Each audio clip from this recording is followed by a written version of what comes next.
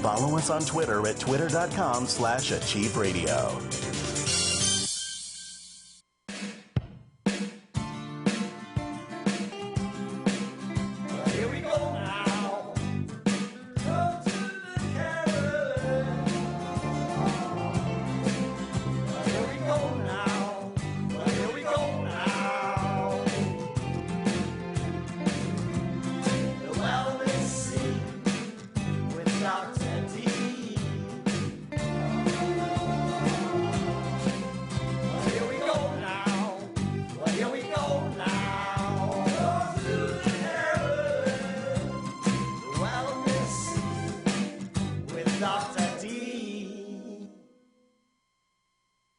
Welcome, everybody, to Live with Dr. Carolyn Dean here on AchieveRadio.com. We're so happy you're with us this Monday, October 22nd, 2018. And we will be doing another landmark program this evening for you. We always say every single week, give us your tired, give us your broken, give us your people who are crawling out of allopathetic medicine, who are disgusted and frustrated with being misdiagnosed, diseased. They're depressed, they're anxious, they can't get their bodies to operate properly, and we will give you the wisdom and the courage and the confidence to go forward boldly with our formulas tucked under your elbow, under your shoulder, and with good little information in your knapsack, and you will recover. You will recover. And that is the joy that we have of doing this radio program every single week. And, of course, our fearless leader, the most extraordinary woman and medical doctor who still has not run out of compassion after years and years of doing this, of hearing every story about, their bodies not operating properly, has seen every picture you can possibly see of diseased body parts, is still here Monday evening once again, and she's willing to talk. She's willing to say, hey, guess what? I have an idea for you. How about trying something different? How about doing some of the things that I'm recommending, and how about doing them consistently? And how about, let's say, we get you winning at what you want and enjoying your body and enjoying your life again, enjoying your mind, and really, really enjoying this life that we all live in. So we're so grateful to have her here with us this evening. Of course, she's a medical doctor, ladies and gentlemen. She's got degrees and she's got certificates and credentials and all things. She's a naturopath, and she's been on the board of directors of many leading organizations and all the rest of this tonight. But she does not come to you giving medical advice. No, she would never do that. No. What she does is she tells you what she would do if it were her. And believe me, she has done some crazy stuff trying to figure out what works for her. But the good news is, at a cellular level, we are all the same. And so the body is engineered pretty much the same, and the body should pretty much operate and cooperate properly, especially when it has the right building blocks. So that's her thesis, that's her passion, that's what she's here to do tonight. And we're so happy to have her with us. We just love her to tears. Ladies and gentlemen, our very own Dr. Carolyn Dean.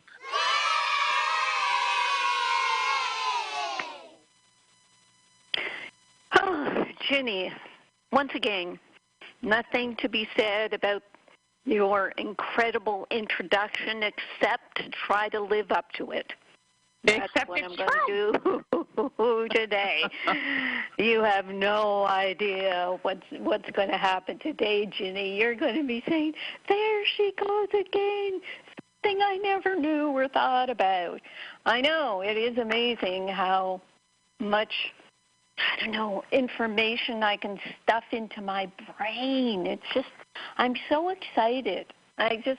Every day I walk along the hotel row down here in Maui, in Kihei, Wailea, and I am smiling and grinning. I don't chuckle. I don't laugh out loud. No, it's not crazy.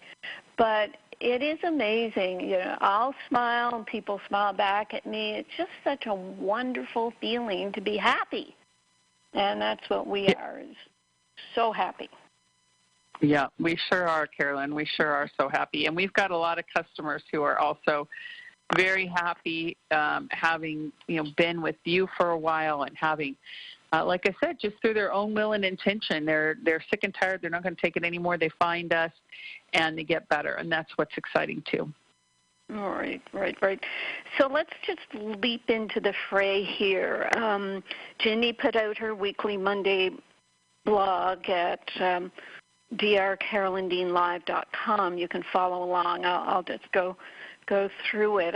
I haven't had a chance to read it yet. I've been preparing for the show. You'll see. And it's about iodine, proper supplementation for optimal health. Have you or someone you love been advised to avoid iodine supplementation? Allopathetic doctors are most likely to make this recommendation, followed by naturopathic doctors who don't understand the role of iodine in the body. Of course, then, and Ginny may get to it, there's this whole move toward high-dose iodine supplementation, which is just as bad as avoiding it.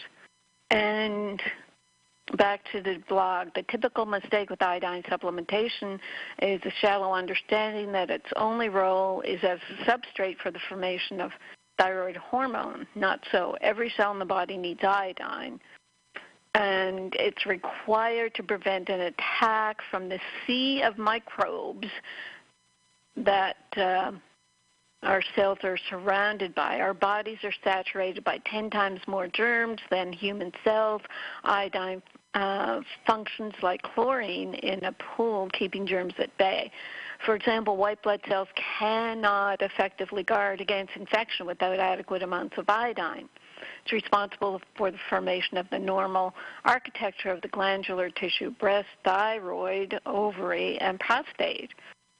Iodine is utilized in management of insulin, is effective in lowering blood sugar, elevates pH, making it more alkaline, necessary for the production of all the hormones of the body. Therefore, much more iodine is needed than just for thyroid hormone function. Iodine has tremendous therapeutic actions at the cellular level. If you've been advised to take iodine, then you'll want to take iodine that's fully absorbed at the cellular level in a balanced dose along with the other minerals it requires for beneficial interactions. With the thyroid, as I say in my blogs, webinars, and videos, medicine treats hypothyroidism with hormone replacement. However, the real crux of the matter is the building blocks that your thyroid needs. And then we go into the 9 different minerals that are in Remite, actually, that support the thyroid. And what has happened, though, I mean, once you look at all these roles of iodine, immune system, breast architecture, etc., then this is where the various doctors and lay practitioners or just lay public have been talking about high-dose iodine therapy. But the common sense of knowing that when the iodine is the first step in making thyroid hormones, when that is very high, then you're going to produce a lot of the downstream chemical after iodine, and that next downstream chemical requires selenium in order to proceed in making your thyroid hormones properly. If you don't have enough selenium, then you get a roadblock. And even though iodine in high doses can make people feel better, it just stimulates things for a while, I'm very concerned that people, at a certain point, they'll run into these problems of downstream improper chemical buildup of these biochemical molecules. Now, it sounds a bit complex, but common sense is you got too much of one mineral, it pushes the function into too much of the next chemical, and then you don't have the next mineral to move it along. the minerals are iodine, selenium, and zinc, and molybdenum, and boron, and copper, and chromium, and manganese, and our good old magnesium. We've even found that people with thyroid problems who just start taking the Remag find that their thyroid starts becoming more functional. So after the blog, we did get a number of questions about iodine, which shows how important this mineral is to people and how much they're looking into it and how much they want common sense information about it. So the first question, what tests need to be run to determine what minerals are deficient, therefore which to supplement with? So this is a problem. This woman is asking about tests for all minerals. This can be difficult because a hair mineral analysis supposedly is supposed to help, but that's a 3-month-old report on what your minerals are doing.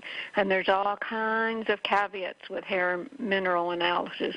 Supposedly it's good for toxic heavy metals, but even with that, with mercury, when I was studying hair mineral analysis, which I did in naturopathic school, they said, well, high mercury in the hair can mean you're toxic, or it can mean that your body is getting rid of it and you're not so toxic. Low mercury in the hair can still mean that your mercury is high in your body and your body's not strong enough to dump it out in your hair. So you tell me, how do you interpret something which can be interpreted 180 degrees opposite? So in terms of minerals, blood testing, maybe, but in my experience, even with the magnesium RBC test, it's not as accurate as we would want, and I think it's pretty similar for all the minerals. Maybe calcium is the best tested mineral because they use it so much, but they've got an ionized calcium test that I think is becoming the norm. However, we don't have an ionized magnesium. Iodine supplementation, blood tests aren't really accurate. I did a number of 24-hour iodine urine tests after a loading dose of 50 milligrams of potassium iodide, and that actually showed me that everyone who was tested was low in magnesium. So what I did was I just determined that was everybody needed some iodine. And back in the day, I was recommending a few drops of Lugol solution. I will really have to go back over my blogs and take that out because I no longer recommend that because I learned about the downstream minerals needed for the thyroid. So iodine, everybody needs iodine, and I was able to put that information into the Remite product because I put in 12 minerals, all the trace minerals. They're all pico ionic stabilized mineral ions, so they're well absorbed, and I'd say 90% of people do well on the Remite. There are people who have whatever. They may have genetic problems or toxicity, still have mercury in their mouths. They may be allergic to iodine, having had a lot of iodine, radioactive iodine in medical imaging tests and become allergic to it, perhaps taken a high-dose iodine and gotten sensitive to it. So I'm not big on testing for minerals. I just know that if people take their sea salt and water, take the Remag, and take the Remite, then, as I said, 90%, maybe even more, of our customers get their minerals saturating their body and get their health back in balance. The next question, I've read about people who were properly supplementing with iodine including supporting supplements, develop anemia? Does iodine supplementation deplete iron levels? Now, what you do for knowing what minerals bounce off each other is you just go to Google and type in mineral wheel. Mineral wheel. Did I spell that right? And you'll come up with some beautiful images of that looks like, what's that, cat's cradle, thread crossing each other. And the threads are the lines from different minerals. For example, you look up iron and see if the three lines from iron go to magnesium, and they do not. One goes to zinc, one goes to manganese, and one goes to copper. So from that, we're supposed to deduce that iron and magnesium are not antagonistic. So that's my answer to that question. And as for properly supplementing with iodine, was that with Remite? What was the dosage? Because really we have to be at the RDA of iodine to not throw things off balance. Someone's asking, I started applying Lugol's iodine to my skin for breast pain, and it helped quite a bit. Then I started taking 12 drops oral daily, and it's helped tremendously. Is this iodine safe to consume orally daily? Do you have a preference for a product? So, that's a question because that's using the Lugol's iodine medicinally, allopathically. I would say if the breast pain has stopped entirely, wean off the Lugol's iodine, use the Remite for balance, look at other reasons why breast pain is evident. Is it tannins in tea? Is it caffeine in coffee and chocolate that are causing the breast pain? Is the person on therapeutic estrogen, which can cause breast pain if you're taking a little too much? She continues, you've mentioned copper, but I thought copper was linked with Alzheimer's and to be avoided. And there's a common misconception out there about copper being toxic and avoiding it. Yes, we've had a lot of copper plumbing. We have IUDs that are copper. There are copper compounds that can be toxic, and people are zoning in on that. But at the same time, you have to have some copper in your diet or in your supplements, and that's why Remite has lower than the RDA of copper, but it's in the stabilized ionic form so that it can go into the cells, do its job, and even kick out copper compounds that may be toxic.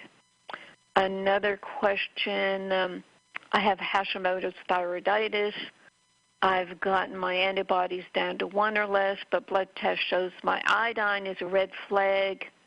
It's low, and so is my free T4. I do take natural thyroid meds. I'm 67 and active, et cetera, et cetera. I need more iodine for sure, but I hear that you shouldn't take large doses.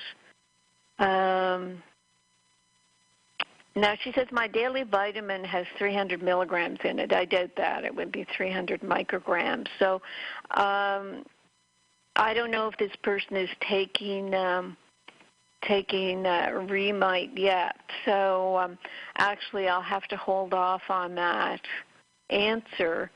But the answer would be, as I've kind of alluded to and said above, take the Remite and get your iodine that way.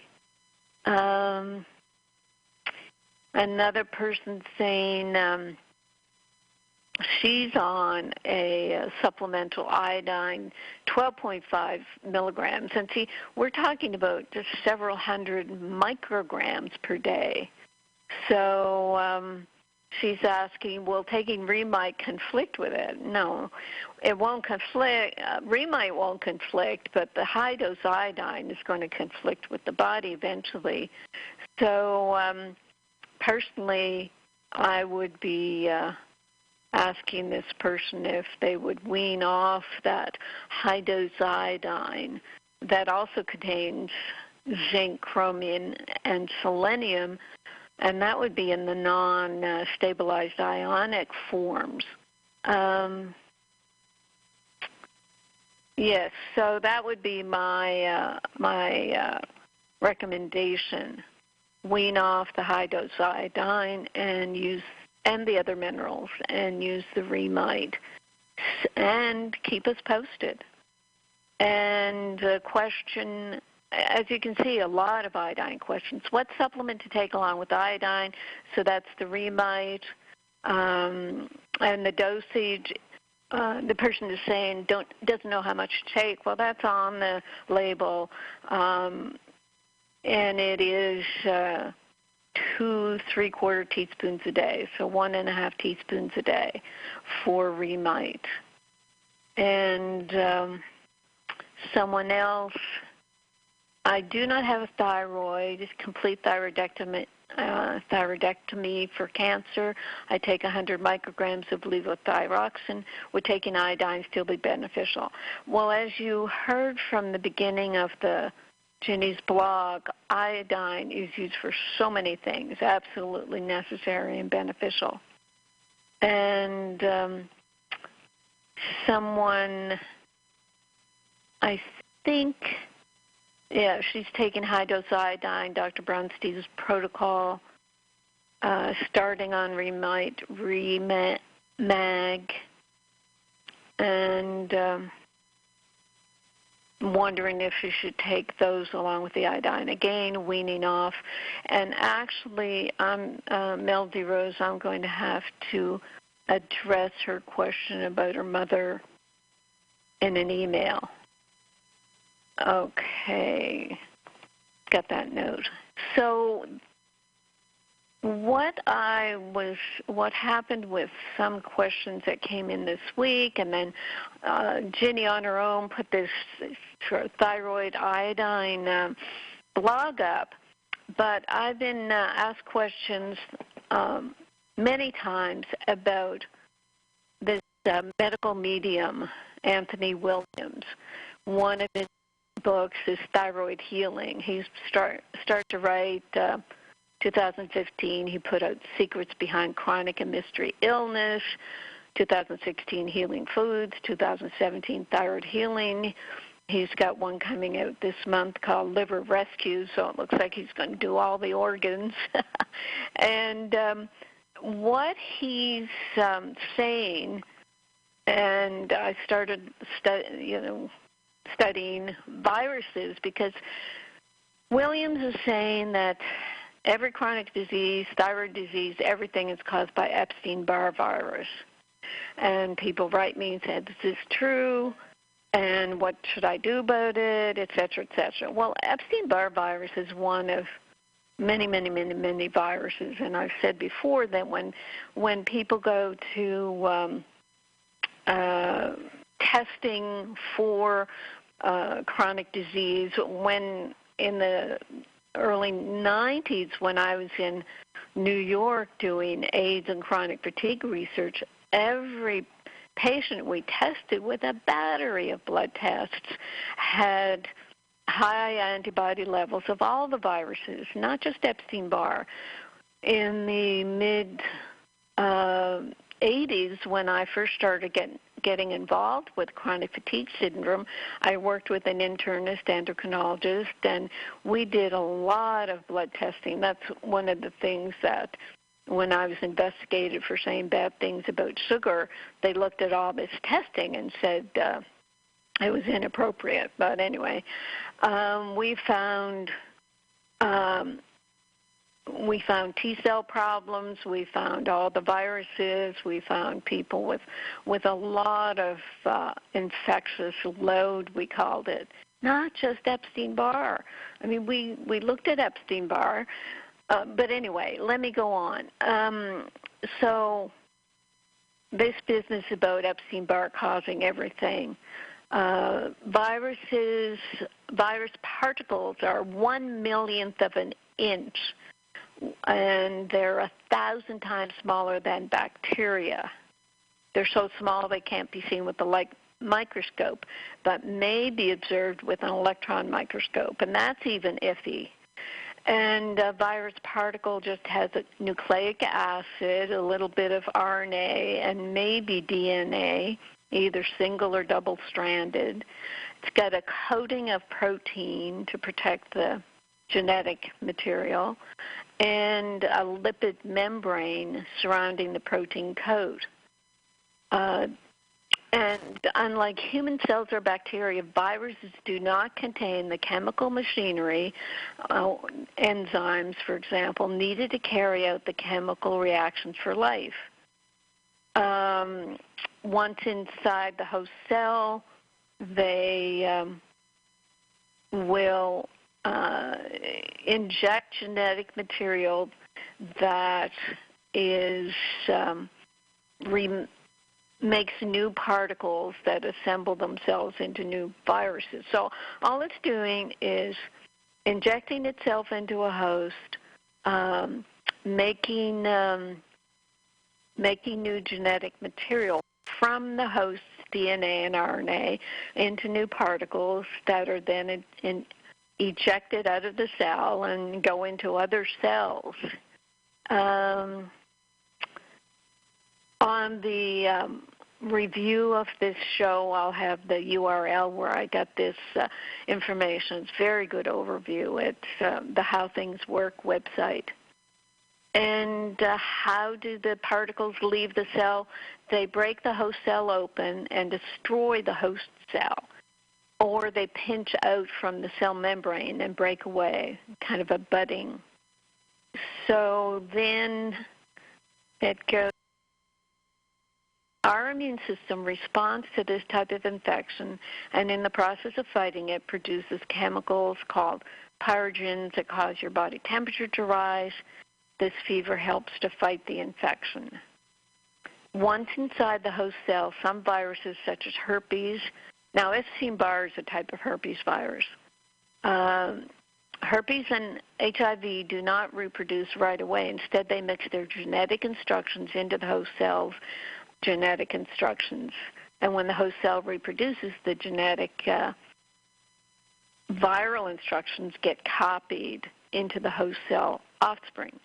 So this is where HIV and herpes virus, presumably including the Epstein-Barr, can be latent and keep hanging on until there's enough triggers for more replication.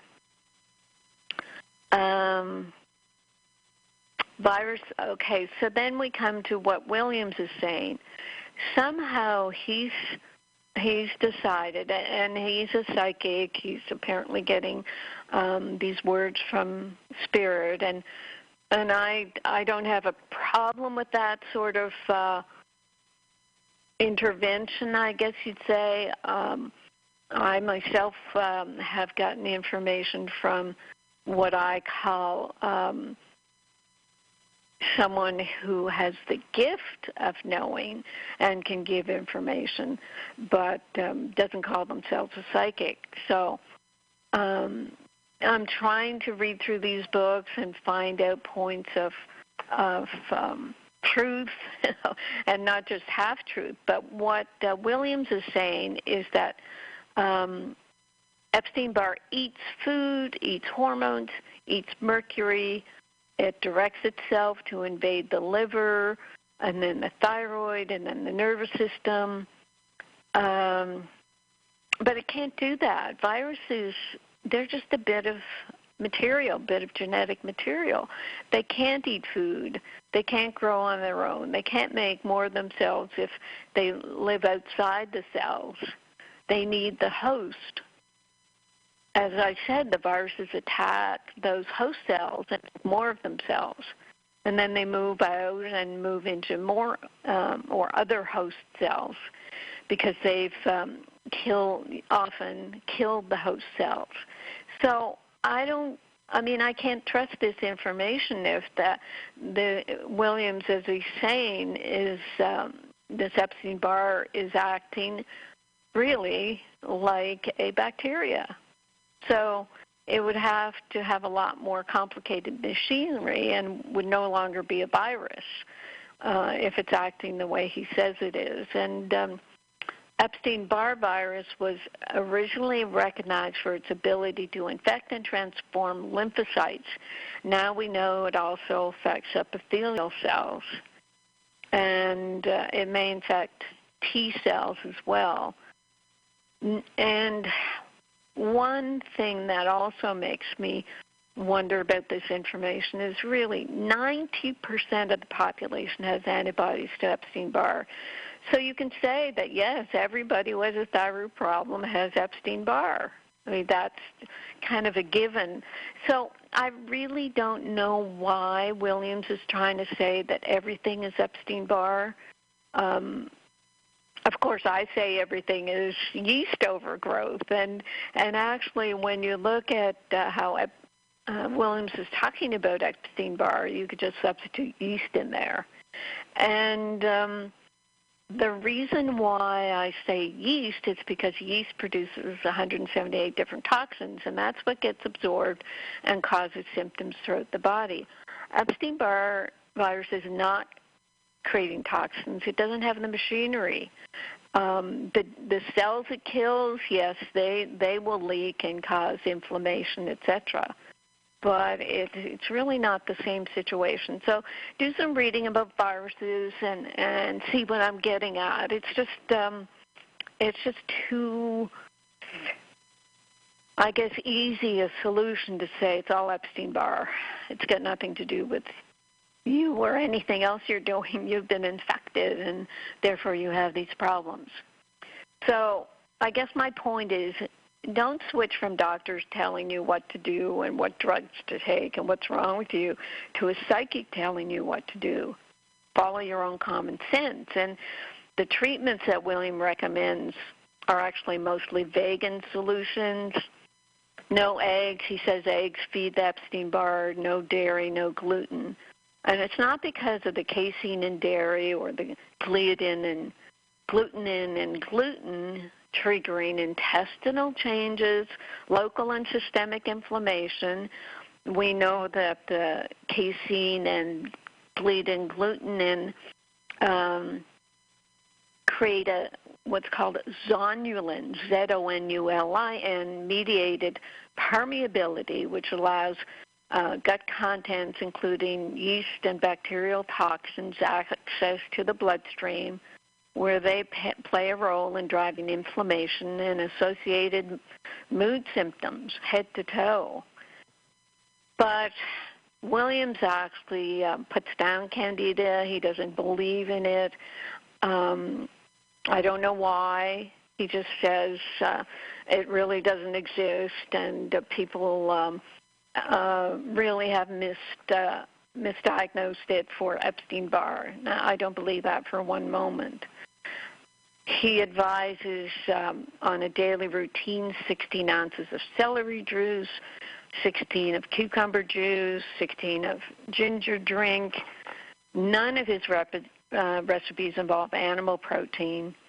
And in my medical experience, you got to remember Anthony Williams is not a medical doctor or even a lay practitioner. In my experience with a virus like hepatitis and possibly herpes, maybe Epstein-Barr, yes, you really need protein in order to heal from serious viral illness. And what we have with a vegetarian diet is you're missing lysine, methionine, tryptophan, phenylalanine, taurine. You're also missing B12, iron, DHEA, which is one of your essential omega-3 fatty acids, creatine, and carnosine. Now, what has happened in the vegan vegetarian community is they'll say, well, you can get those amino acids. You can take products with amino acids. Yeah, but mostly they're synthetic. And then you have to take all these other nutrients that you're missing. And I have said to people who've asked me, why aren't I a vegetarian? I said, well, why would I take synthetic solutions to a diet deficiency when I could just eat the solution by eating animal protein? And one last thing I have here is someone, and actually this stimulated me to do this rant.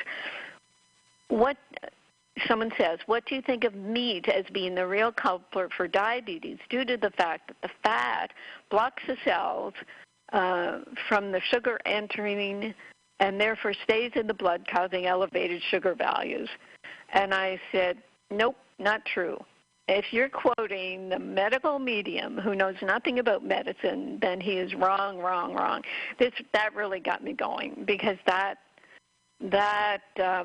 in one of the books he goes on about diabetes and says meat is the real culprit, not sugar, and that's just so wrong. And it's a question actually I should bring up with Dr. Jason Fung, who's on our show in another couple of weeks. So I'm going to stop there, go over to Ginny, and get her comments. Wow. Okay, there you go. Wow. That was a lot. That was a lot of great information. And the thing that just cracks me up is you said and prophetically spoke that I was going to hear something that I had never heard before, and honest to God, I don't know, you've been doing this show 8 years, and you've never whipped out the mineral wheel before. I'm like, mineral wheel? Where did this come from? I'm like, we need this in customer service. Oh, my gosh, that just cracked me up. I'm like, there it is. I've never seen this thing. You've got so many tricks up your sleeves. That was great. So, no, I think it was fantastic. And, yeah, I don't think you say everything is yeast overgrowth. You say most things are magnesium deficiency, and yeast overgrowth is definitely a culprit. And but you don't just narrow everything down to Epstein-Barr. I mean, I can't even comprehend that, honestly. That's so limiting. How could you even make that statement? But anyway, there was great information. I love the mineral wheel, love it. And so that was, it was fantastic. Right. And yes, there's so much to say when I was reading his books. And I do speed read them. I can do that and get a lot of information. And when I started clipping just about every sentence, I realized, gosh, I have to stop here.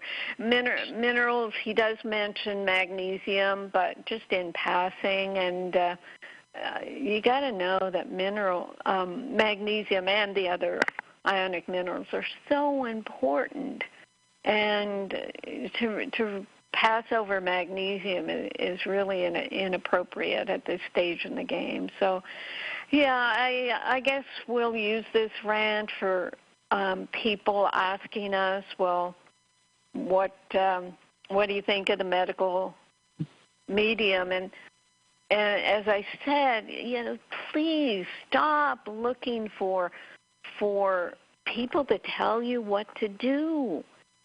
Stop just running to these books. I get another thing that annoyed me, and people will say I'm just jealous, is that he's got thousands and thousands of reviews, and some people like me will say, well, gosh, it doesn't make any sense of what he's saying, and he will cover himself and say, medicine hasn't got there yet. I'm ahead of my time, and nothing is supported by science. And even when I work with Ion and they tell me things, I've hardly ever accepted any of their medical input and their scientific input. There has to be some semblance of reality in the scientific grounded world for me to kind of accept. I can't accept something like Ginny, Ion says, drink sewage or eat sewage, or if you're having problems now, just wait and you'll get worse. I mean, just crazy talk. I don't accept that, and I really have to have more grounding in a person's whatever their protocols, their programs, their outreach to people who are desperate for answers. And now we've got these 4 books, and I think they're limited in their approach and give people really the wrong information, which I mean, heaven forbid, it's not going to harm them too much, but it's not going to get them enough protein for one thing. And yes, actually I should bring in Shakaya Shannon, her interview October 1st, where she talks about turning away from the vegan diet. And she does say, yes, a vegan vegetarian diet may be good in the beginning for cleansing, but it really doesn't sustain a person long term. And that's the problem here. You'll feel good for a while, and then will you continue to feel good? And you have to be the judge of that. You really have to know your body. I know when I was trying the macrobiotic diet years ago, because a doctor friend, he got all involved in it, and when I developed fluid on my lung and a barking cough, and I could, with my own stethoscope, I could hear the wheezing and the fluid moving around, and I was just told, oh, you're cleansing. I didn't let it go on for too long, actually. I was still working, but I was observing what was happening, and within hours of eating some chicken, my fluids started being reabsorbed. I did not have enough protein in order to work with my fluids. So you really have to use your common sense. Only you know your body. Nobody else knows it. So I think I'm done now, Ginny. Very good, very good. No, I mean, I think that, you have to know your body, and you have to be willing to take the time to make the adjustments and let your body adjust, because so many people, I've been taking my Remeg for 3 days and I don't feel this or whatever. It's like, oh, come on, people. You got to give it a little bit of time too, Mm-hmm. Yeah, we're so desperate for a quick solution, but just think how many times you've jumped into something for a quick answer, and it's bitten you on the butt. And what we try to provide is information that makes sense, that then a person can keep going back to, keep reading the books, keep listening to the radio show. And if you just got to say, does this make sense? Yes, I have all these magnesium deficiency symptoms.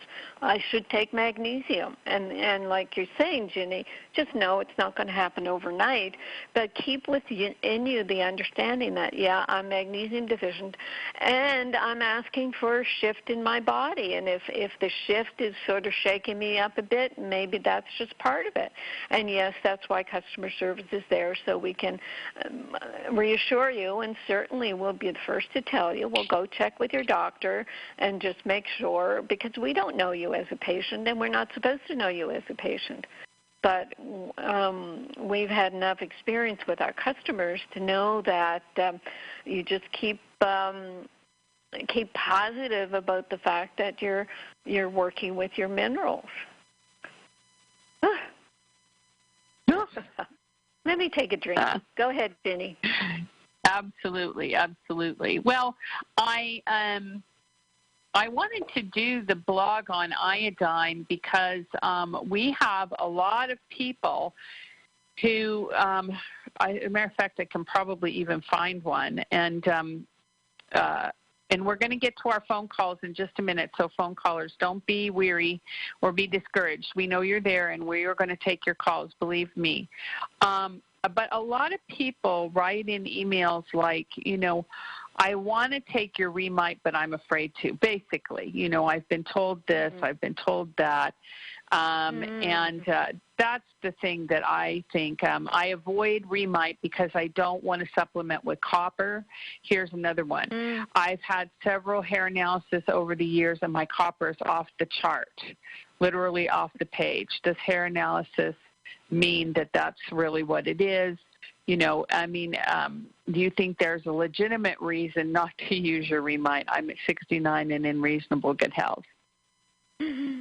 Yeah, no, that's so sad because, as I mentioned, copper can be toxic.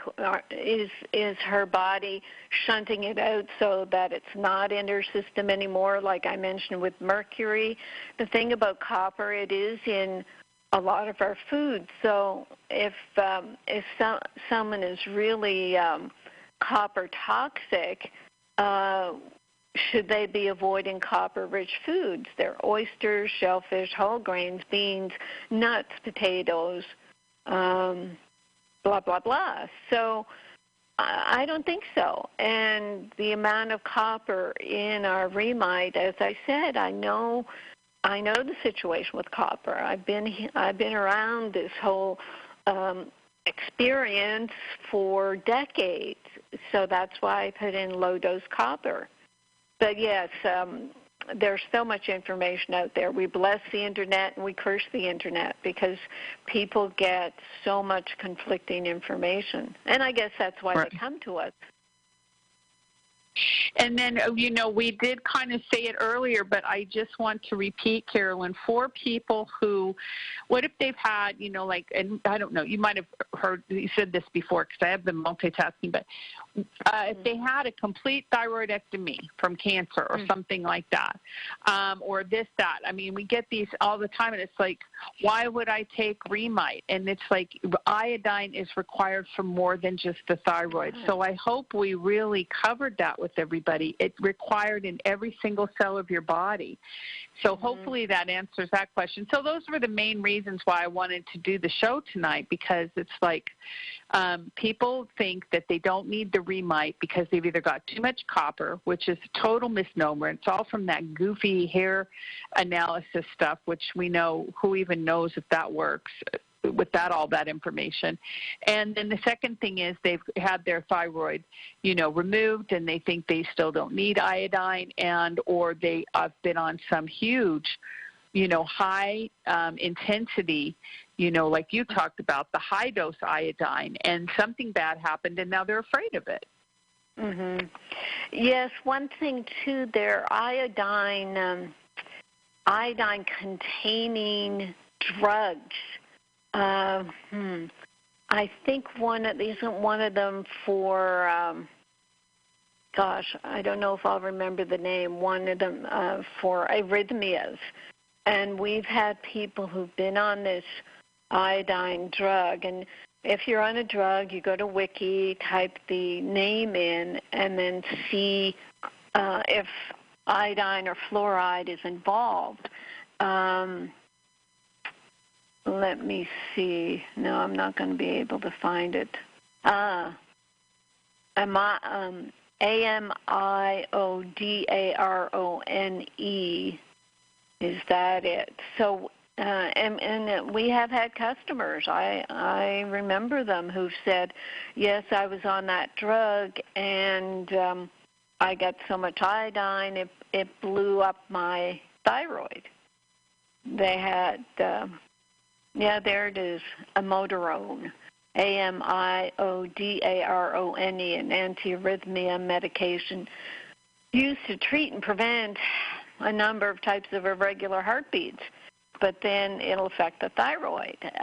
Don't these doctors know that that iodine is going to affect the thyroid? So induced abnormalities in thyroid function are common with this drug. Both under and overactivity of the thyroid may occur. This drug amiodarone is structurally similar to thyroxine and also contains iodine. Both of these contribute to the effects of thyroid function. Okay, so that's another iatrogenic reaction to medications where we see how high-dose iodine in these drugs is going to be harmful to your thyroid. It's not beneficial at all. Okay, and then finally, Carolyn, let's talk a minute about seaweed. And one of our lovely listeners, Robin, typed in, occasionally I eat a sheet of organic nori seaweed just 2 to 3 times a week. The package says it gives me 85% of the daily requirement. Now, I don't know the daily requirement of what. I think you're talking about iodine, probably, yeah. Yeah, okay. And this is food, and it's delicious. I just toasted in the toaster for 3 minutes. So what do we think of that? I think it's okay. I really do. I mean, it's a food. I think the foods and the stabilized ionic minerals are something that the body will accept or not accept if it doesn't need it. We really have to understand that the body knows what it's doing, the cells know what they need, and if the cells don't want all that iodine from your seaweed, they're not going to use it and incorporate it. It's when you're taking 12.5, even 50 milligrams of iodine that it kind of forces it into your system. But like I said, food and stabilized ions of your minerals, the body knows how to handle that. That's what I know. That's my knowing. Very good. Excellent. Excellent. Well, we've got lots of callers here, 602-666-6027. Thank you for calling in. And should we try to take some calls, Carolyn, or do we want to wait I think we should try to take a call till we get to the top of the hour. How do you feel about that? Sure, go ahead, but we're going to go over the hour, I'm sure. Yeah. Okay, very good. Let's all go out to area code 203, New Haven, Connecticut. You're on the line with Dr. Carolyn Dean. If you could give us your name and then state your question or comment. Sandy. Hi, Sandy. Sandy, yes. Yay! Look, I don't normally like to call because you guys got me feeling so good. I don't want to take up people's time that are really, in trouble like I used to be before I got into remate, restructure, everything. I even used the silver. I mean, everything. So I'm calling tonight because I was never able to take vitamin C. I tried buffered everything. It would cause me muscle pain. I couldn't digest it. I also could not digest fish oil. I just couldn't digest. I would take child's doses. I just couldn't get into the fish oil. So I'm taking your vitamin C, and yay, I'm taking vitamin C. I'm having I take it every morning with my Realign with my breakfast, along with my fish oil. Yay! I am now taking fish oil and vitamin. Now, fish oil lowers blood pressure, and as you know, we wrote to you, I was having a blip thing going on with the blood pressure. I think it tends to go up and then down now. It's not sustaining. I think and I did raise my magnesium to 3 teaspoons and my remate to 2 teaspoons. And I'm telling everybody, I don't worry about it. I also take RNA drops, and I'm listening to Bob. He said, we take RNA drops. Don't worry about nothing. So I don't worry about nothing. Okay, let me hang on. Which fish oil are you taking, Sandy? Yours. I bought it from okay.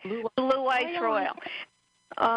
Now, what we should tell people, you blew our cover, Sandy. Sandy's in one of the 100 test customers for our new vitamin C.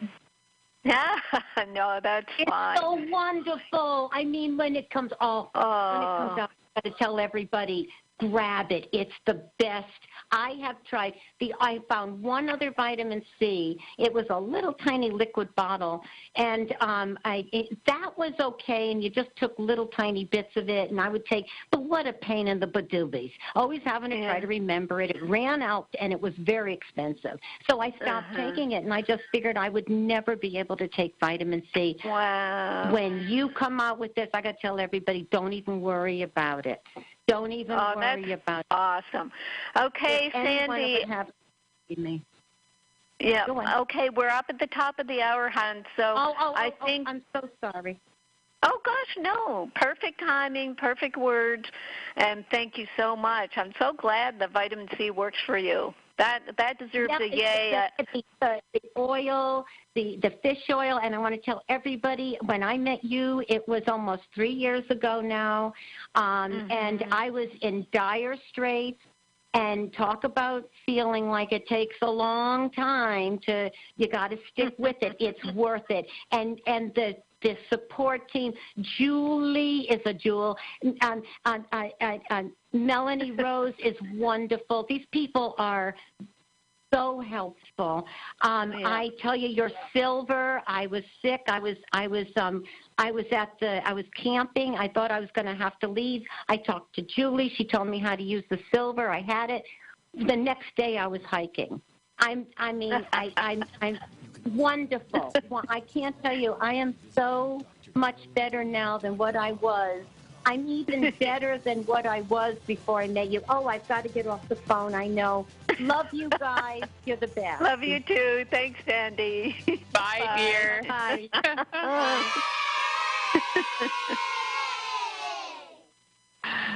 Okay, we're on a break, everybody. We'll be right back. Follow us on Twitter at twitter.com/achieveradio. You can climb floors and then worlds show up. You can go downstairs and worlds disappear. You can go downstairs on the rooftop and you open the door and take a step and you go, I'm on the rooftop. Wait a minute, I better pay attention. So that becomes a fun thing. So that's why we have to come back and say this, relax and allow, soften it up, get your foot off the gas, don't slam on the brakes, just let it coast where you want it to go. Soften, be easy about all this, and stop making a great big huge thing out of great big nothingnesses, because the nothingnesses are serving you very well. You like this blissful place of not caring, because now you care so much about everything that you've got yourself in a position where you don't really care about anything.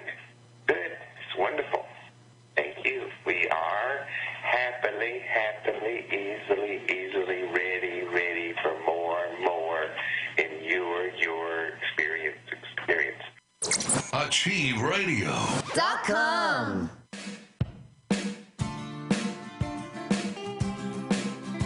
Here we go now.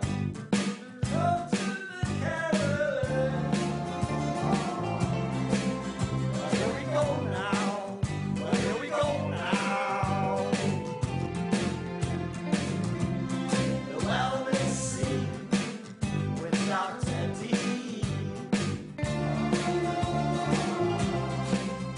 Here we go now.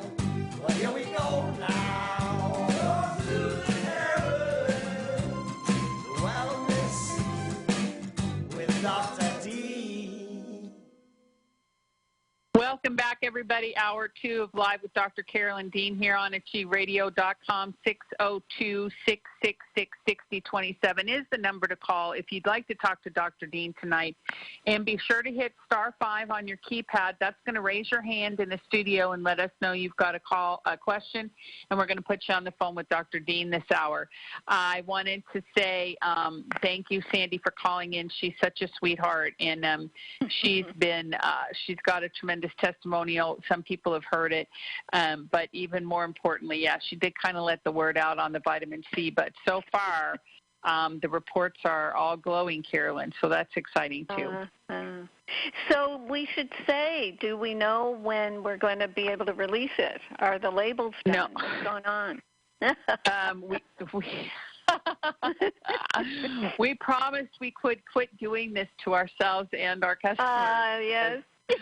we always get so excited and ahead of ourselves. We're more organized this time than ever before, though. But I think in time for cold and flu season is what we wanted to do. So I think that's December, January. That's kind of where we were targeting. So I think that's kind of the window we're in. Yeah. We at least we're. People will ask. Mm-hmm. Yes, and the formula is in hand. We do have 100 people that are testing it that have either expressed an interest in vitamin C or, like Sandy, couldn't take it. So we're in good shape there, and all the reports are great so far. So it's going to be awesome. I personally love it. Okay. And the name is Whole, WHOLEC, Reset. We are resetting your vitamin C. Yep, we are resetting your vitamin C to a whole C, and the ingredients are fantastic. The ingredients sound like a big bowl of fruit, and but I actually got energy from it. It's a very living, as per usual with all of our products, and of course in part why, because it's got the special juju in there. So. But yeah, it's great. It's great. Okay, we're going to go on to some phone calls, but let me just say I want to answer Susan's question really quick because we're still kind of on the iodine topic as an umbrella for the entire show. And Susan said, I'm taking Thyroid and levothyroxine. I take Remag and Remite daily. Would it be okay to stop taking levothyroxine because it has iodine? Thanks for being there for all of us. Well, what we say in Total Body Reset for your thyroid is if your blood tests are showing improvement while being on the Remag Remite, then you can work with your doctor on weaning your drugs. I was on Armour Thyroid. You've probably heard this story many times. And after 6-8 weeks, I just realized that I was a little, my hands and feet were warm. They had been cool even on Armour Thyroid. I was a little bit sped up. So not taking my advice, I just quit the Armour Thyroid. I do not want people to do that. I don't know you. I don't know your circumstances. It's best to wean off things and just be nice to your body. So check out your blood levels, see how you feel, and ask if your blood levels show that you've got enough thyroid and your TSH is below like 3 or 2, then your doctor's going to tell you to wean off anyway. That's standard medical procedure. So that's the answer. Yep, excellent. Okay, wonderful. Okay, let's see. Let's go to the phones, and let's go to area code 641, the great state of Iowa. You're on the line with Dr. Carolyn Dean. If you could give us your name and then state your question or comment. My name is Phyllis. Hi, Phyllis. And hi. I'm kind of in a situation I got myself into.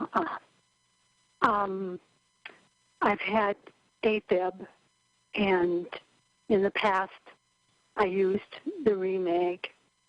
I went to the hospital in 2016 and was put on metoprolol and cardizem. My heart rate was up. And then when I went to my family doctor after that, blood tests revealed I had high T3. She put me on Gaia thyroid support. And I was put on Xarelto for a blood thinner, and I was on metoprolol and cardizem. And my blood pressure, I have low blood pressure. It went really low. So they took me off the meds, but left me on the Xarelto. Later I had blood in the urine, so they took me off that. And I was prescribed fish oil and an aspirin each day. Well, last year I was diagnosed with cataracts. But I went to the doctor, the same doctor, and had a pre-op. And I was in AFib at the time, but they signed for me for the surgery. But I didn't go through with the surgery. I wanted to try an alternative eye drops. They didn't work, and I'm scheduled for cataract surgery November 7th, next month. When I went into the doctor last week for my cataract surgery pre-op, my heart rate was 160. So I went into the emergency room, had intravenous drugs, and the heart rate came down. And right now I'm supposed to see a cardiologist on Wednesday, but I had some leftover Remag. I don't know why I didn't stay on the Remag way back. I didn't. I was looking for a quick fix. Right. And so now in the last few days, last week I started on the Remag, and I started out with 1/8 of a teaspoon, and I'm trying to work my way up to more. But of course, they won't recommend or they won't sign for me to have the cataract surgery until my heart rate comes down. And I went to my chiropractor today. One thing about my heart rate is that at the ER room, they took put my finger into that little thing, and it registered 63. But when I went in and had the EKG, it was 160. And I guess that taking my pulse doesn't show. I went to my chiropractor today, which is the week from seeing the doctor last week, and she took and listened to my heart through a stethoscope, and she said it was 85 beats per minute. So the rate has come down.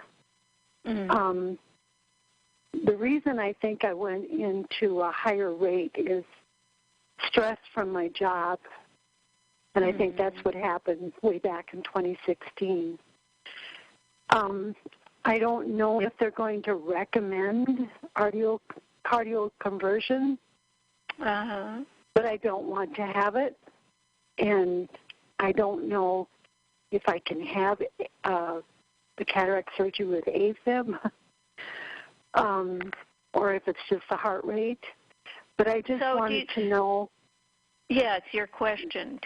Tell me what you want to know. Well, I want to know, I'm trying to up the Remag. I've been putting it on topically, and I don't know if it had anything to do with the heart rate to go down or not, because I was kind of trying to do it. Here's what I'm thinking, Phyllis. Here's what I'm thinking. Okay. There's a lot going on. You need the cataract surgery. Perhaps the AFib would respond to cardioversion. You're going to have to just say, what do I want? What does my body want? Should I just keep on dragging this out for another year, or should I just do a couple of medical procedures that really don't have big side effects? The cataract surgery these days is very, it's like outpatient. It's so I'm not saying it's easy at all, but they've developed it so well that it doesn't have side effects. Cardioversion, I don't know. I've never had it. I don't know if you've studied it or know what it entails. Supposedly, it does not have side effects, but if you can do those things and get them out of your life, keep taking the Remag, do the Remite as well. Just get your minerals going, but you can't keep giving yourself the anxiety of, I have to get normal before I can get my surgeries, or how am I going to get normal? It's just that is going to speed up your heart rate as much as anything. Do you see what I'm saying? I know. Oh, yes. I believe that's what's happening. Too. Yeah, medicine is there to help us in these extreme situations, and they do very well at that. So don't throw the baby out with the bathwater. do the procedures that, I mean, I say to these about colonoscopies. Do it, because they could find something that could be helpful and even life-saving. So try not to as I said, think that you have to get everything perfected naturally, because it is going to take time to get your minerals back up. And listening to the show, reading my book on AFib again, and just know that the worst is over, and your body wants the best for you. So just give it half a chance. So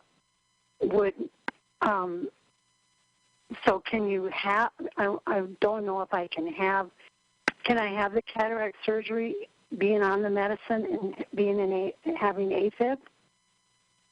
Apparently you can. I mean, that's what the doctors are trying to do right now, is give you the drugs so that what they're looking at is during surgery, the stress of that or whatever, if you're magnesium deficient, can make your arrhythmia a little worse.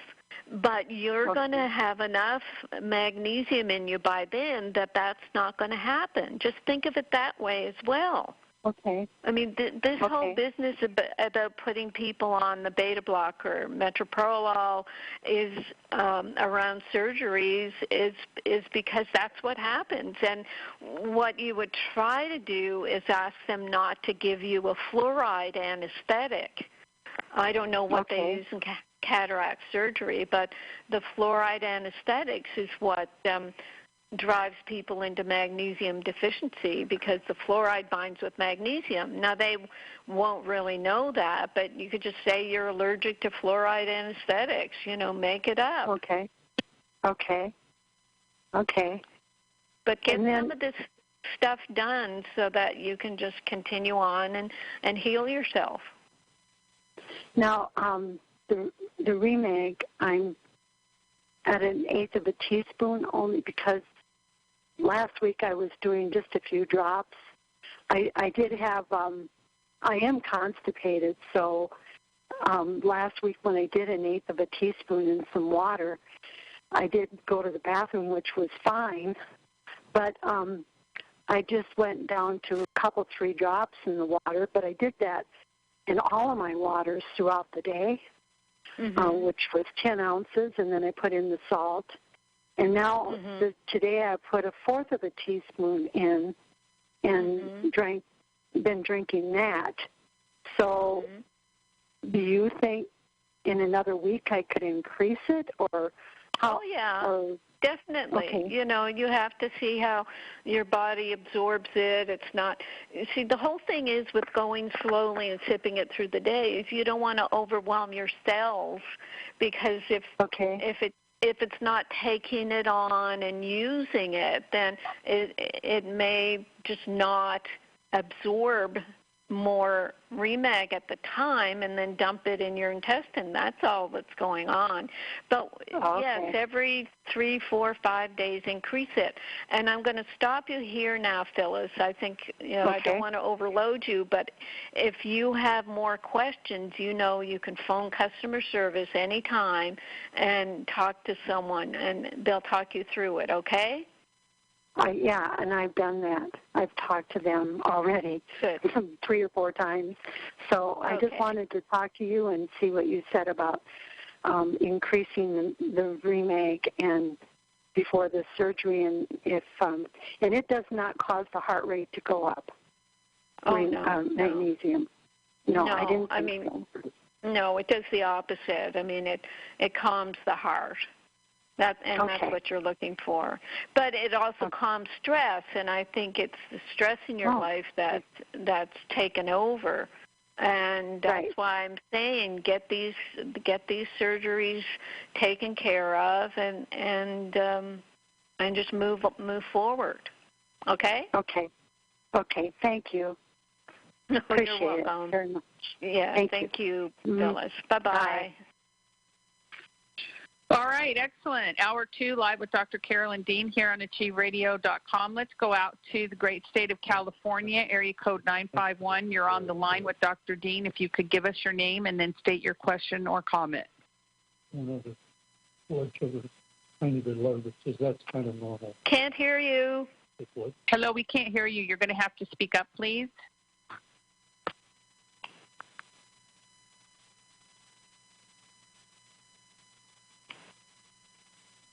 Hello? Hello? Hello? Area code 951. Yes, I'm sorry. I just brought the dog home from the vet, and I was listening to what the vet had said. Sorry. I'm hypothyroid. I have Hashimoto's. I've been on, my name's Susan, by the way.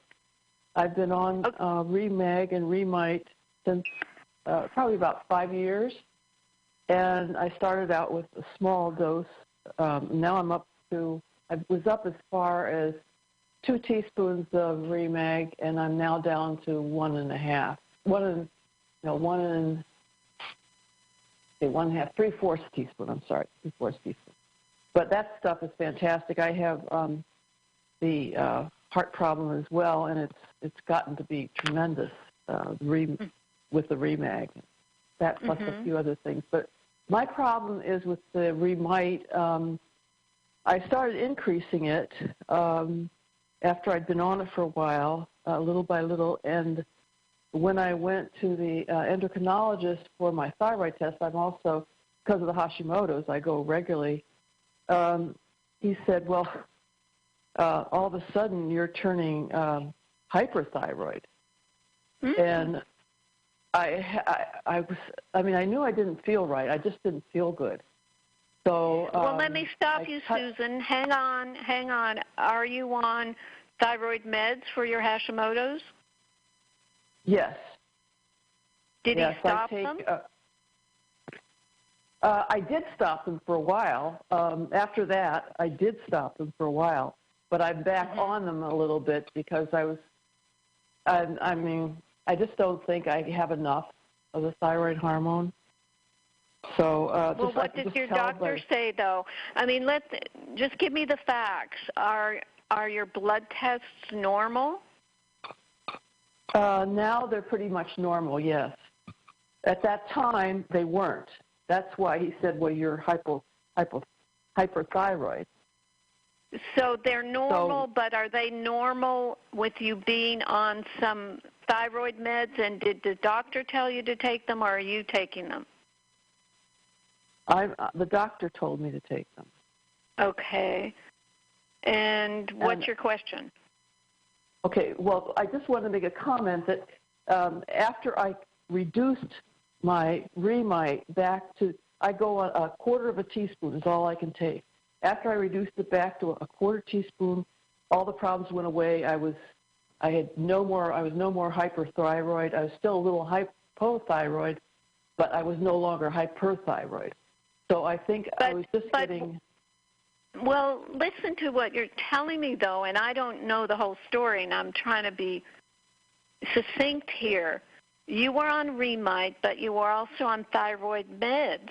So that's where your thyroid will get a little too active. But if you wanted to just be on Remite and not thyroid meds, why wouldn't you take more Remite and not take meds?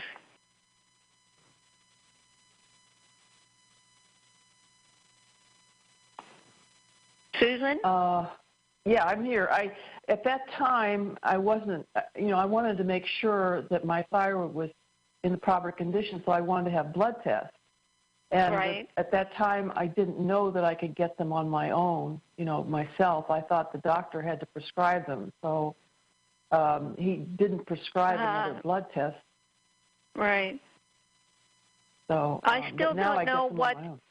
I know you just said you're making a comment, and I guess I'm coming in and saying, well, people who take the Remite who are on thyroid meds, most of the time they're taking them to support their natural thyroid functions so that they don't have to take meds. Is that what you're interested in? No,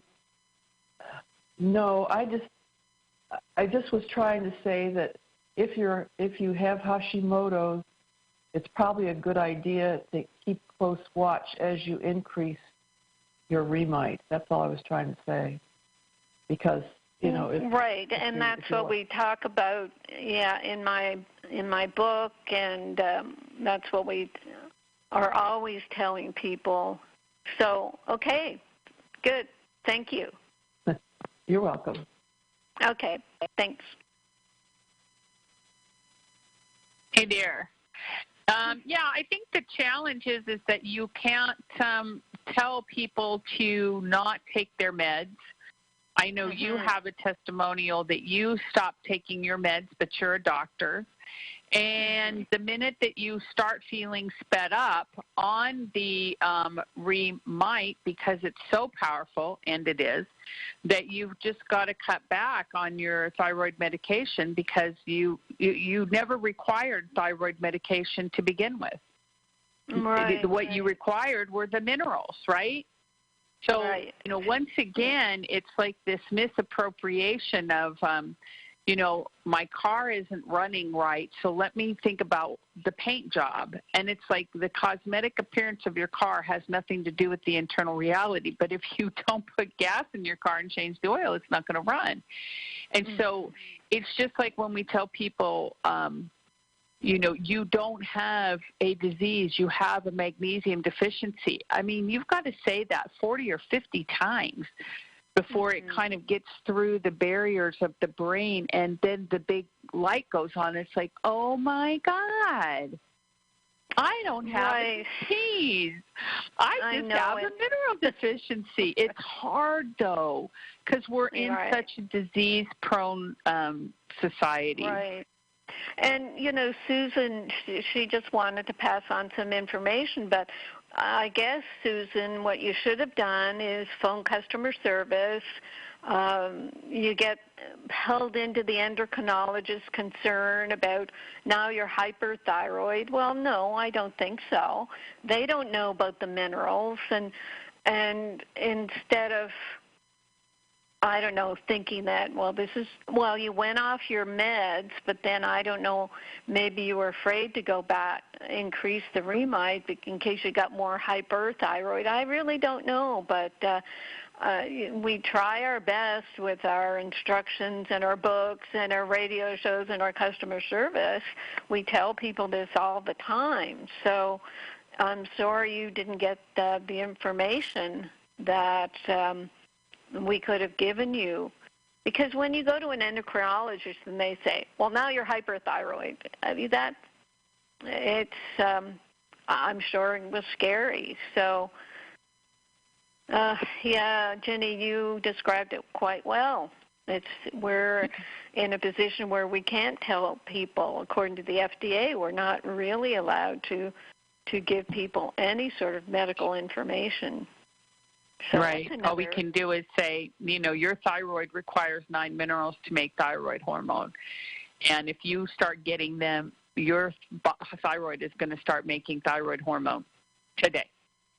Now, maybe not enough today, but it's going to start making thyroid hormone today because it's got all the building blocks to assemble that hormone packet and provide it in your body. That's the beauty of the mineral program and what we offer to people is that, and where you're looking at is if you're recovering from a chronic condition, there is a building up of the duration of that, of the storage units, of the storage sites of the body, and the utility of it, because the body has to decide what the priorities are, as it will, because it's a lot smarter than we are, and its impulse is for life. And so it desires to live above all things. So it'll take that thyroid hormone and apply it all over your body because every one of your cells needs thyroid hormone. And it will do it judiciously. And so it may take a little while to pop out of that, but it's going to start happening right away because that's what the body requires. Yes. The priority of the body is to make perfect cells, perfect hormones, and all the rest of it. So that's what you do. Yeah, absolutely, absolutely. Okay, 602-666-6027. Again, if you'd like to talk to Dr. Dean this evening, you've got to hit *5 on your keypad, and I'll put you on the line with her. Otherwise, we will motor on into our other topics this evening. And also, just a reminder that in 2 weeks, we're going to have Dr. Jason Fung with us on the show, and I'm really excited about that, as I know Carolyn is. He is one of the primary advocates for reversing type 2 diabetes through natural strategies like food and fasting, and he's a brilliant, brilliant man, and he's going to be on with us talking about this. So if you're pre-diabetic, diabetic, insulin-resistant, diabetes 1, diabetes 2, or if you would just like to learn how to lose some weight, control your body functions, and all kinds of other things, this is going to be a great show for you. I think you're very excited about it too, Carolyn, yes? Oh, yes, and it's interesting with the whole keto avalanche.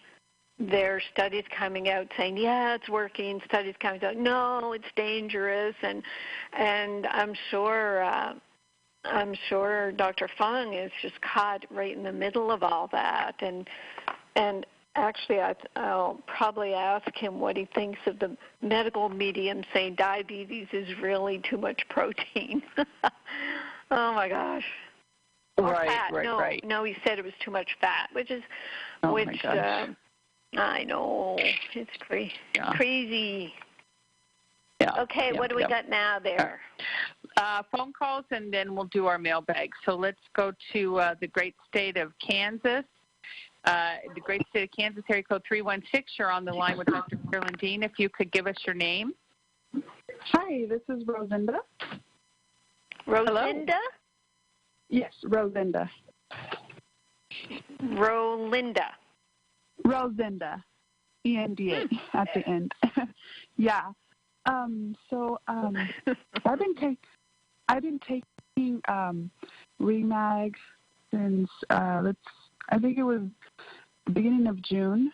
I was diagnosed with GAD, general anxiety disorder, for the past 5 years, since 2012. So yeah. So I would go to the doctor. She would do all these blood tests, all these works. She didn't find anything. She told me it was just anxiety. And I was like, okay. So about in June, I was having all these symptoms again, and I decided to get another path, So I went to a neuropathic doctor, and she was the one that introduced me with Remag. So I started taking Remag slowly and building myself up to 1 teaspoon a day on my 32-ounce water with salt. But currently, I was having low blood pressure, so I wasn't sure if I needed to decrease the amount or increase it. I also ordered Remite about 4 days ago, and it came Saturday. So I started taking it yesterday, Sunday, about 1/8 of a teaspoon, and so I just been taking it. Today in the morning, my blood pressure was very low, and I was feeling dizzy. My breath was really slow. I felt all. Are you putting sea salt in the water? Yes, I am. Well, it's Himalayan salt. Sure. Yeah, that's fine. Yeah. Okay. So, I was just concerned if I should. I don't know. I'm just concerned. My anxiety is just. I don't know. I started taking Remag because of my palpitations. I went to back in June, July. I went to a cardiologist. They did a EKG, echo, and they told me everything was fine. But he put me on metoprolol.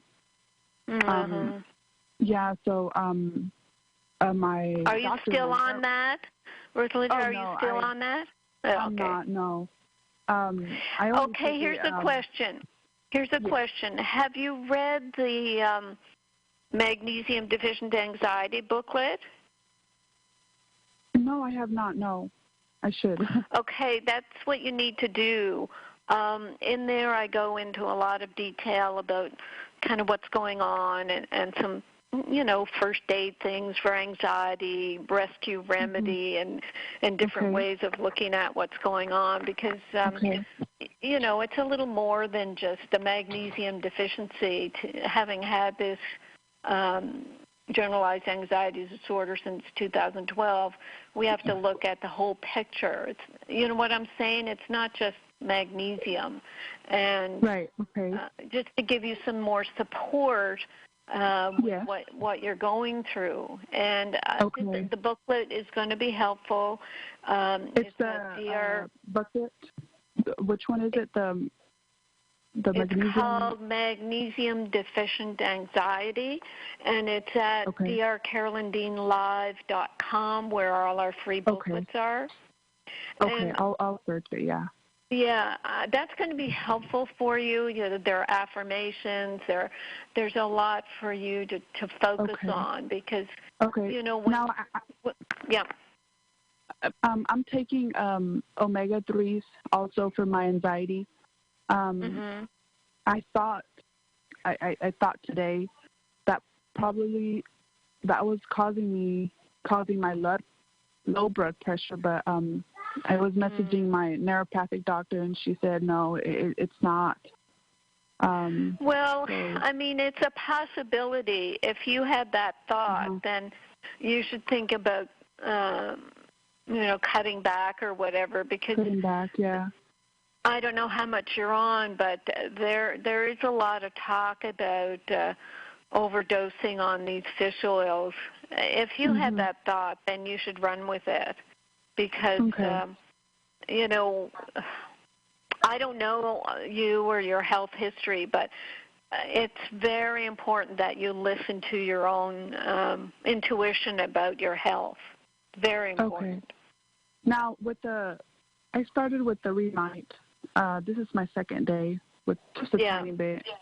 Does that contribute anything to the low blood pressure?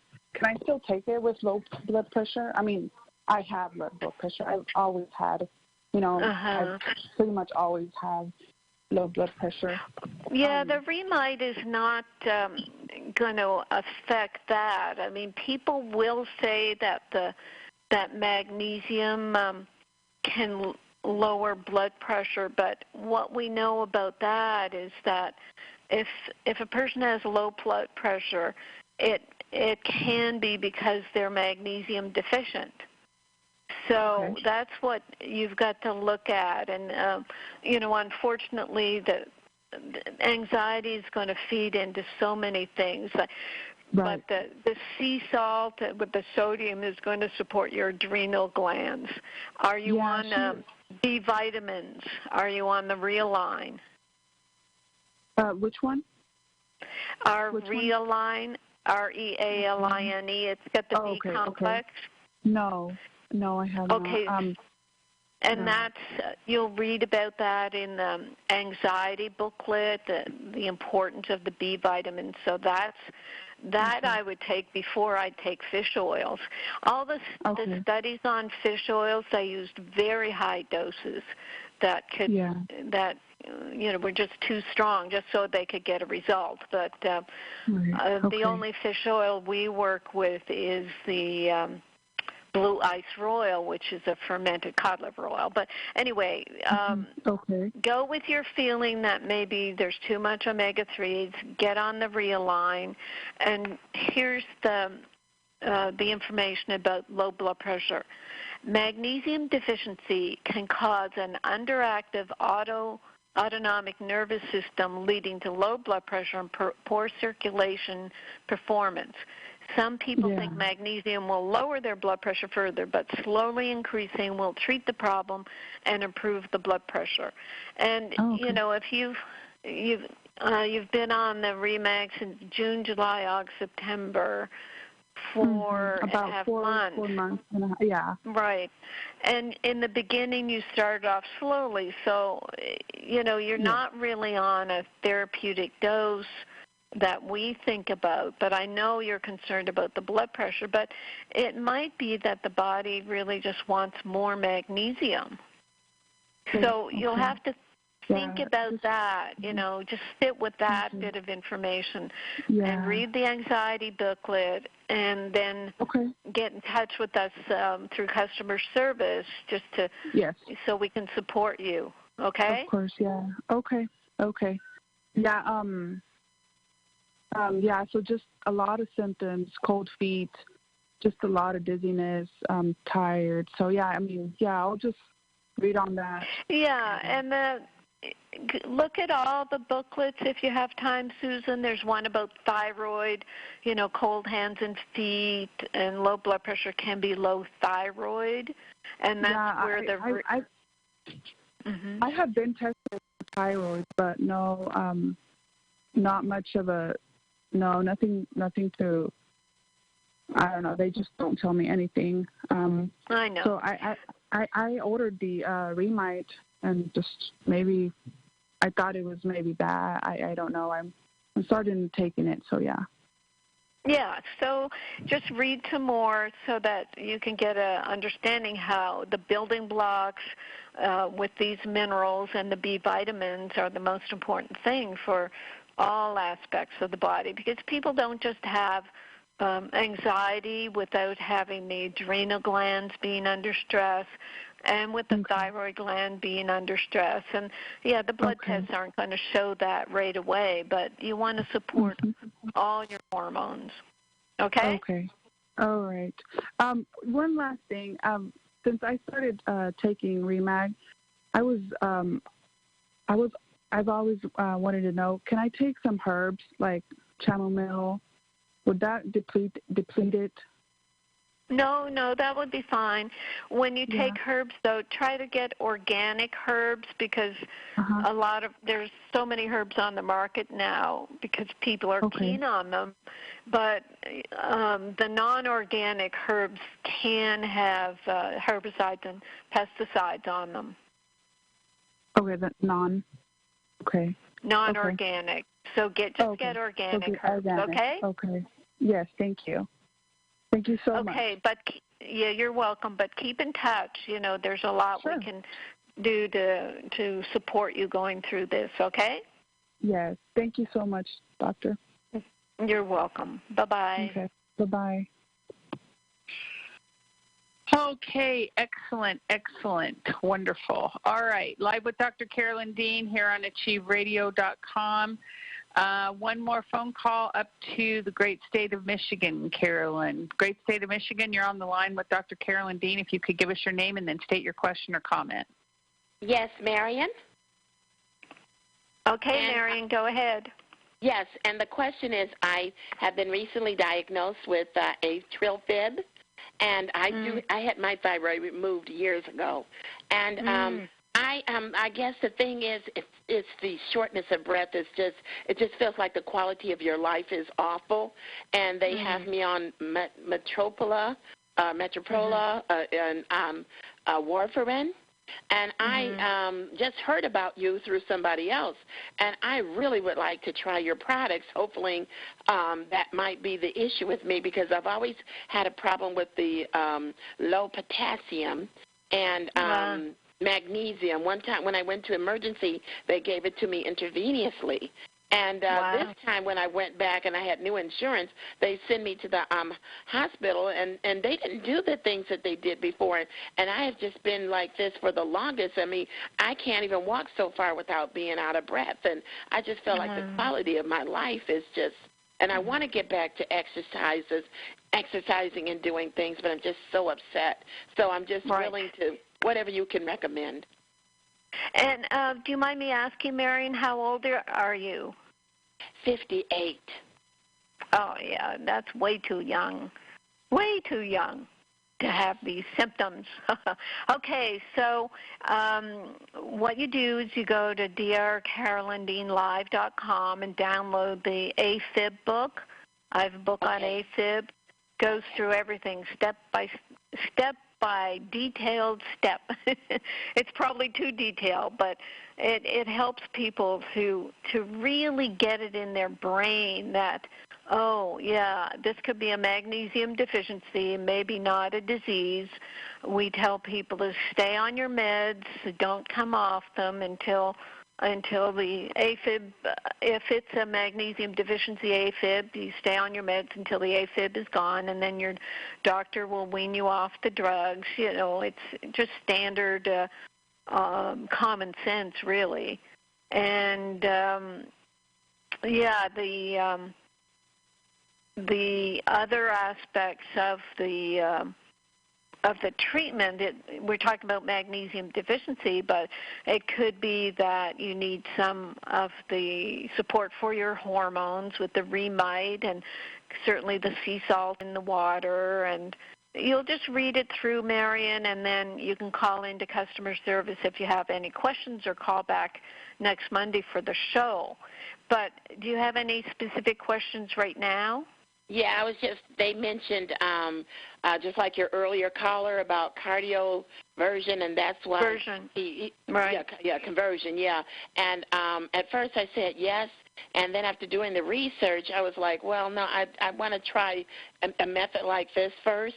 And the only reason he said, I'm going to put you on the blood thinners, because at first I refused the blood thinners and said, you know, I'll just do the aspirin because that's what they put me on at first.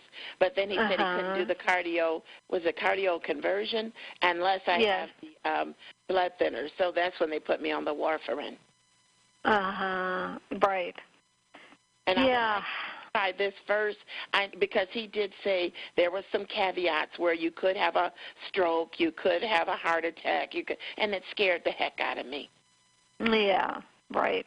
Well, as long as you're covered with your warfarin and do you think the metoprolol is helping keep your heart rate in any control? Oh, the heart rate is, it's beating out of the rhythm.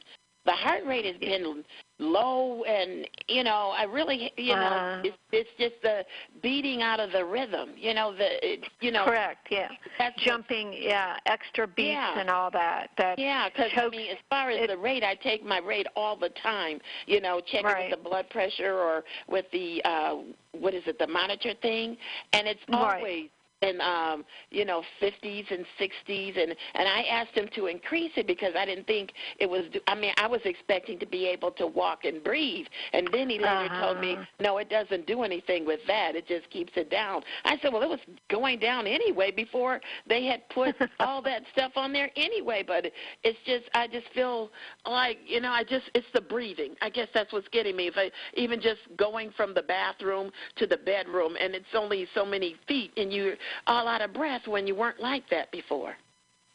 Yeah, those extra beats kind of choke you up. I know when I had my heart arrhythmia, it would give me a little cough every time I had an extra beat. So it does something to the breathing. But, we'll get you to read the information so that you know intellectually what we're doing. And, one thing I'll leave you with, though, is one of the, actually they say common side effects of metoprolol is shortness of breath. Oh, they didn't tell me that. Yeah, they won't.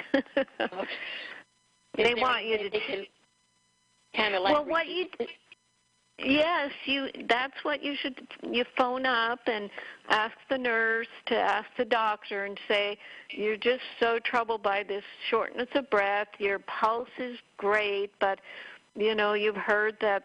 And if they say no, I have to stick with this?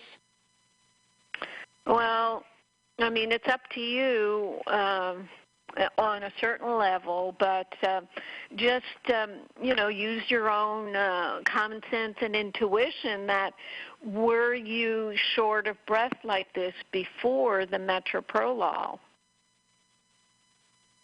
No, actually no. Okay. Well, okay, that's what you have to. Saying. I get it. Yeah. I get it now. Yeah, All and right, put that in the doctor's lap, and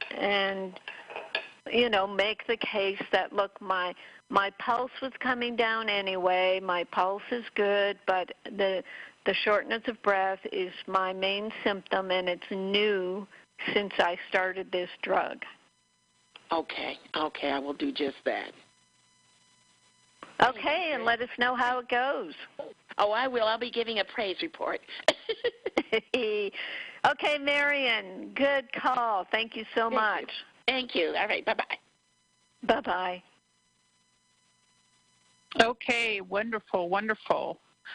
All right, live with Dr. Carolyn Dean here on AchieveRadio.com. Just about, 12 minutes to the top of the hour, Carolyn. I guess that's where we're at this evening. Do we have mailbag things that we need to attend to? Yes. But, yeah, that was interesting, Marion's call, that one of the things we do have to, and it's not something that our customer service can do for you folks. You really have to look at the drugs that you're on, look up the side effects. Just like I asked Marion, did you have shortness of breath before you were put on the drug? And she didn't. I mean, AFib can sort of, like I was trying to reckon with it, it can cause you to choke a bit and maybe shortness of breath, but look at the meds you're on. Are your side effects or are the symptoms you're feeling caused by the drugs and not your condition? So you really have to be observant of these things and work with your doctor on weaning off drugs that really aren't helping. Okay. So, very good. Mailbag. Yeah, thanks, Jenny. Okay, here's a Facebook testimonial. I've used Remag for about 2 years. I have AFib and managed to stay out of the hospital since starting it. I will never stop taking it. I may have said that before. Another Facebook, best magnesium out there. The Magnesium Miracle book is a very good read. Low magnesium can cause all kinds of issues, including high blood pressure and insomnia. It takes a while for it to level out once you're on a good magnesium that you're absorbing, but you'll see some improvement right away, especially for sleep. I've tried various brands of chelated magnesiums, but I didn't get the results I'm getting with Remag. Here's a dental testimonial. This has been in my mailbag for months. One of our customers said, well, I made it through surgery, removing an infected bone in all 4 wisdom teeth sites. I can't say it was a fun time, but I'm very pleased with my recovery. I didn't take any pain meds. Just reading the warning label on codeine scared me. I guess those are part of the opioids, codeines, etc.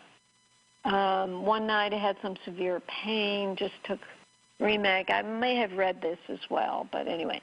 I started taking Restructure, loved the taste, increased my Remag to 3 teaspoons, and took 4 teaspoons Pico Silver, and used Remag topically. So this is someone who's using all the products to get through surgery. I started the extra Remag and Pico Silver a week before surgery. Took antibiotics for 7 days, and you can take Pico Silver along with antibiotics. I do believe the success with my recovery includes your products along with acupuncture. And actually, this was a customer who then came back to us saying that her tests showed Marcons. And that, I'll just jump over to that, Ginny, because that's one of my blogs. We haven't done blogs in a while. And the blog reads, what are Marcons? And it's an acronym for multiple antibiotic resistant coagulase negative staphylococcal bacteria. And I said in my blog, which is at drcarolyndean.com, I said it sounds scary, but the good news is that it's not that bad because I'm pretty sure I have it. I acquired mine when I first set foot in a hospital during my second year of med school. Staph is so epidemic in hospitals that, quote, I'm quoting a study here, 2 weeks after being hung, 87.5% of hospital privacy curtains were contaminated with methicillin-resistant Staph aureus. That's MRSA. This is like a cousin to the Marcons. And this contamination occurred even though none of the patients in those rooms had the infection. So it's just flying around the hospital. So Marcons are a step up from MRSA, having 6 resistant antibiotics, not just 1. And there'll be more scary names for these staph organisms as they continue to outwit doctors. I found a blog that gave a good outline of this condition, and I used it to point out what's wrong with the current thinking about Marcons for our customer. So I'm passing this information along. So this Marcon blog said, millions of people in America have chronic infection in their sinuses of these robust bacteria. They don't respond to oral antibiotics, and in fact, they can thrive when people are put on antibiotics over and over again for sinus infections. So that's the description of them. And I say these Marcons thrive in an antibiotic environment because that environment creates yeast overgrowth. Even the Mayo Clinic in a long ago study said that 97% of sinus infections are fungal-based. When you have yeast or mold or fungus irritating and colonizing your nasal, ear, and mouth mucous membranes, you create the environment that encourages staph to grow. When my yeast is overgrown from eating too much sugar, I will get nasal boils that are staph infections, tiny little painful nasal boils. Quitting sugar usually makes them go away, but I tell patients, clients, customers to go one step further and do a yeast detox protocol and use Pico Silver every day to boost the immune system against yeast and staph. The blog goes on to say probably they're becoming more common, these Marcon infections, in people who use nasal steroids like Flonase on a regular basis. And I say, newsflash, steroids grow yeast, so that's the best way to keep staph alive, by using steroids. And then Flonase, nasal spray, and inhaled powders are strong fluoride drugs that deplete magnesium by creating the magnesium fluoride compound that further depletes your immune system. The blog says we should always remember to respect microorganisms that have evolved and co-evolved. Marcons produce a biofilm that protects it from harm. I say knowledge is even better than respect. Know that microorganisms only infect and overgrow in a system that's weak or debilitated. Sugar and steroids weaken the immune system and set you up for staph overgrowth. It's important to know also that biofilms are inhabited by yeast toxins and yeast and calcium. They use the chemical chelate, or EDTA, to dissolve biofilms, but I'd rather use a much safer magnesium to dissolve the calcium in biofilm and treat yeast with a yeast protocol. And then goes on the blog, the colony of bacteria sequester within a thick mucousy substance that antibiotics can't penetrate. And I say that's why I recommend eliminating yeast and calcium to thin the mucus and allow Pico Silver to saturate the area and support the immune system. Personally, I would use Pico Silver as a nasal spray and mouthwash. If an antibiotic-resistant infection occurs in body parts that can be poulticed, clay poultices can be used to draw out the infection. Personally, I would use Pico Silver orally and mix it in with the clay. Now, you can Google, I've written about MRSA, MRSA infections and using poultices. Marcons have, a blog says Marcons have another survival mechanism. They deplete something called alpha MSK. It's melanocyte-stimulating hormone, which has many functions and it is essential for immune function. One expert called alpha MSA the field general of the immune system. And I say, yeah, this is another news flash. One of the 700 to 800 enzyme systems that require magnesium as a cofactor is alpha MSA. So you need magnesium when you're going after Marcon. So, yeah, step by step, on we go with you looking at yeast overgrowth and magnesium and mineral deficiencies as the basis of chronic health problems. So look at that blog, drcarolyndean.com. What are Marcons? Marcons. Over to you, Ginny. Wow, that's a trip. Everything you just laid out. That's amazing.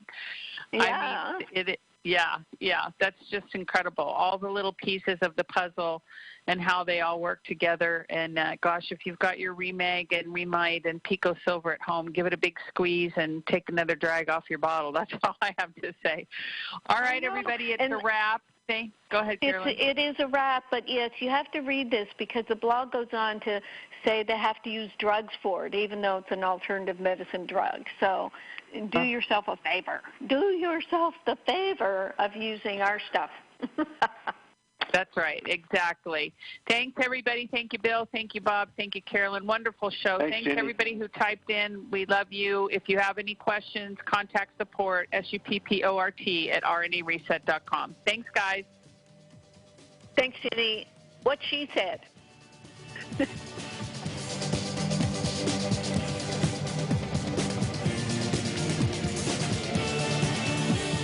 You've been listening to Live with Dr. Carolyn Dean here on AchieveRadio.com. Till next time, so long, and thanks for all the fish. AchieveRadio.com. Psychic radio, holistic radio, spiritual radio. This is AchieveRadio.com. Follow us on Twitter at twitter.com/AchieveRadio. Well, each human has that non-physical part, the source energy part, and that's the part that resonates with everyone else, you see. Yes. And yet you're individual, you have your own embodied individuality. You are the creator.